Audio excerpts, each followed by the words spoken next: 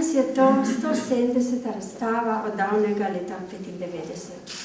170-krat je ta razstava že obiskala različna razstavišča, različne prostore in ljudem pričala o lepem in istočasno vabila, da naredijo nekaj dobrega.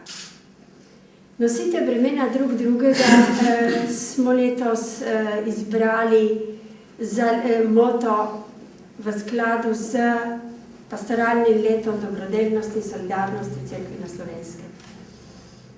Saj kaj drugega niti ne bi mogli izbrati. Pri Karitas se vsakokrat odločimo, kateri stiski bomo dali prednost in o kateri stiski bomo govorili, prosili, morda tudi kričali, naj ljudje pomagajo in jo vidijo. Tokrat odločitev žal ni bila težka.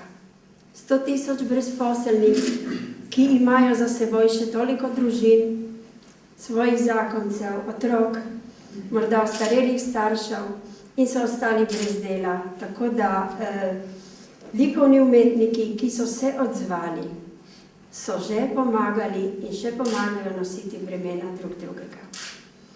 Kot veste, avgusta se na Sinjem vrhu, že 16. tretji teden zberejo likovni umetniki, ki jih zbere strokovni svet.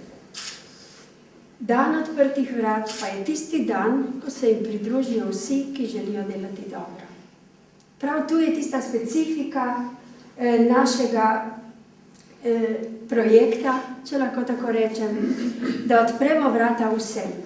Tako kot pri Karitas odpiramo vrata vsem ljudem, ne glede na narodnost, ne glede na vero, ne glede na njegovo politično usmeritev. Kdor je pomoči potreben, mu po svoji možnosti pomagamo. Tako smo dolžni odpreti vrata tudi vsem, ki želijo pomagati. Dejansko smo mi pri Karitas tisti umestni člen, da lahko nekaj naredimo. Vendar ni samo materialni vidik te kolonije, veliko več, si upam trditi, je tudi prenašanje umetnosti med ljudi. Kajti današnji človek še bolj kot kdajkoli potrebuje tudi ta duhovni navdih. Potrebuje navdih Božjega stvarstva. In kam je lepše kot preko umetnosti, pa naj bo to glasbena, naj bo toliko, katerakoli umetnost. In mislim, da naš dar ljudem v različnih stiskah ali pa tistim preprosto, ki razmišljajo o tem, je tudi potovanje razstav. Kot sem že rekla, prvi del je kolonija, drugi del je potovanje razstav. In s tem mislimo nadaljevati. Danes me je zjutraj poklical novinar iz nacionalnega radia in me je vprašal, ja pa, a ste vi tole planirali?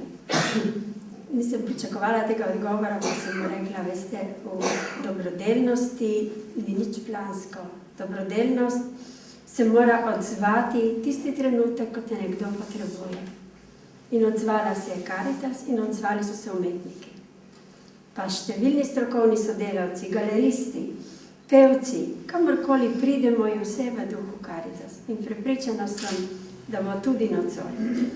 Da se bo katero delo tudi ustavilo v Ljubljani in doseglo tisti cilj, zaradi katerega so umetniki ustvarjali.